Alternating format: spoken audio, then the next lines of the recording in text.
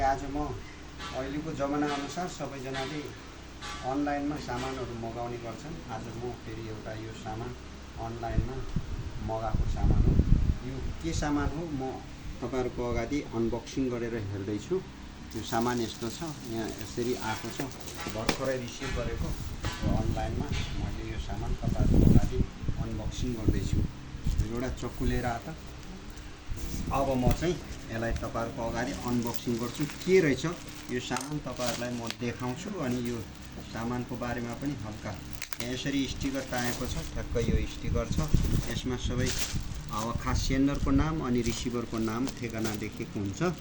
अनि यो काठमाडौँबाट मगाएको सामान हो। अनि यसरी यहाँ पठाइदिएको छ, यो प्लास्टिकमा। अनि के रहेछ भनेर अब यताबाट बनाउँछु। यो चाहिँ मैले चाहिँ खास गरेर आजभोलि सबैजनालाई यो सामान अनलाइनमा नै मगाउने चलन छ। त्यही भएर यो सामान यस्तो छ। यो सामान एउटा ब्ल्याक कलरमा, अर्को पनि ब्ल्याक कलर नै रहेछ, सेम कलर पठाइदिएको रहेछ। अनि यो चाहिँ के हो भन्दाखेरि सबैजनालाई आफ्नो घरमा चाहिँ कपडाहरू चाहिँ एकदमै लथालिङ्ग हुन्छ। खास गरेर मेरो छोरीहरू छन्, छोरीहरूले कपडाहरू जताततै फाल्ने गर्छन् र यिनीहरूलाई चाहिँ यो ब्याग मगाएर यसभित्र राख्ने भनेर यो मगाएको हो। एउटा अनबक्सिङ गरेर यसलाई चाहिँ अझै खोलेर हेरौँ यो कति किसिमको छ। यसलाई चाहिँ यस्तो छ।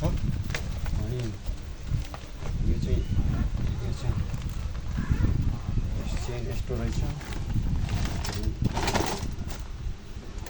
यस्तो छ। यो कस्तो हो यो त अघि मैले पनि यो सामान फर्स्ट टाइममै हो अनलाइनमा मगाएको सामान। अनि खास गरेर यो कहाँ के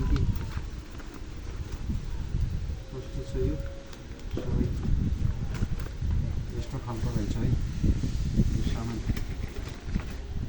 यो के हो त यस्तो, यो अहिले मलाई थाहा भएन। यो चाहिँ यस्तो सामानहरू यसो गरेर सामान राख्ने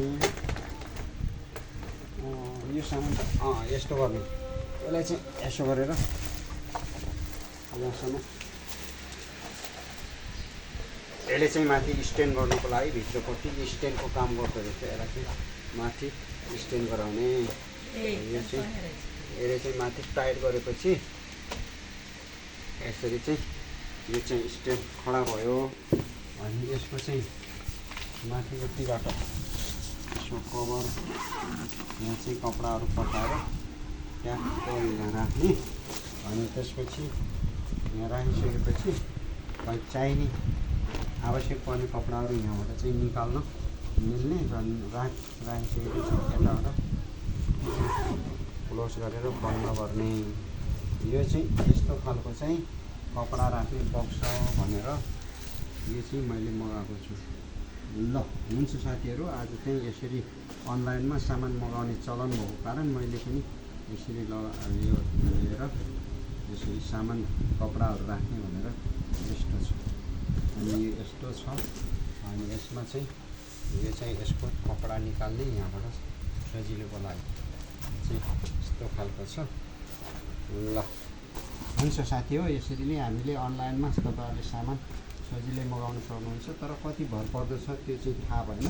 तर मलाई चाहिँ अलिकति सरप्राइज गरेको कुरा चाहिँ मलाई 1000मा 2 पिस भनेर भन्दै थियो। अहिले ठ्याक्कै यहाँ आएपछि यसमा लेखेर पठाइदिएको रहेछ 1300 भनेर। यसले चाहिँ प्राइस पनि यहाँ लेखिदिएको छ क्या हो।